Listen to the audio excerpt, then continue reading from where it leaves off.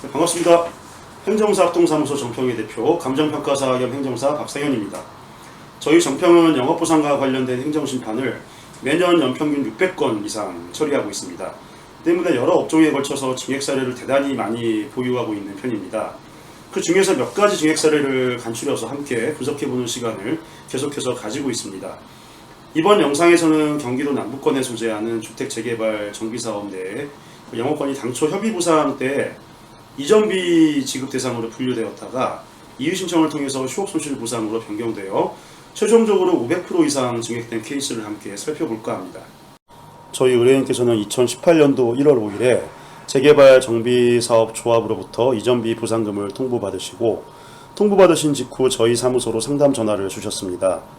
내용이 잘 안 보이실 것 같아서 이전비 처리된 내역과 이전비 보상금 부분만 따로 확대해 보겠습니다. 보시는 것처럼 물건 종류에 이전비 보상이라고 명시해 놨고 보상액은 489만 원이 책정된 상태였습니다.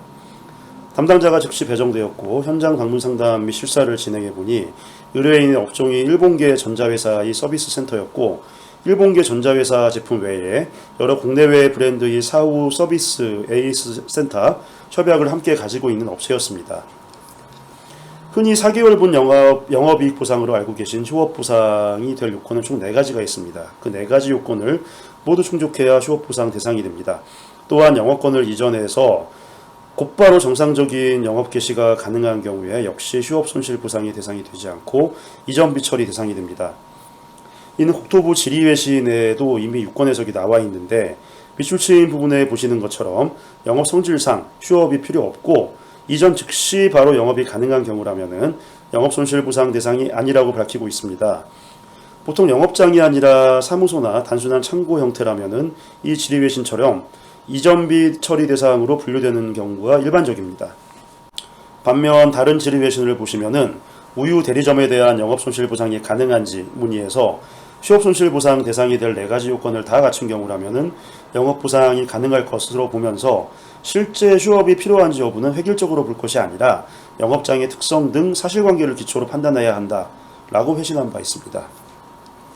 해당 지리외신을 기초로 해서 수용재결 과정에서 의뢰인의 영업이 실제 휴업이 필요한 업종인지 여부를 집중적으로 부각시켰고 이를 뒷받침하는 여러 가지 자료들을 의뢰인에게서 전달받아서 수용재결 의견서의 첨부 자료로 제시한 결과 보시는 것처럼 수용재결서에 물건의 종류가 기존의 이전비에서 휴업보상으로 변경되었으며 보상금 역시 기존 이전비에서 크게 증액이 된 3,140만 원이 측정되었습니다. 결과적으로 서비스 센터를 운영하시는 의뢰인께서는 기존 이전비 보상 489만 원에서 2,651만 원, 542% 증액된 3,140만 원의 휴업보상금을 수용재결에서 책정받으셨고 이후 이의재결에서 약간의 증액이 더 돼서 최종적으로 3,300만 원 수준의 영업보상금을 수령하셨습니다. 저희 정평은 이전비 처리 대상으로 분류되신 분들은 가급적 수임을 받고 있지 않습니다. 그런데 협의보상에서 이전비만 책정받으신 분들이 막상 상담을 해보면 억울하게 이전비 지급 대상으로 분류되신 분들이 제법 되었습니다.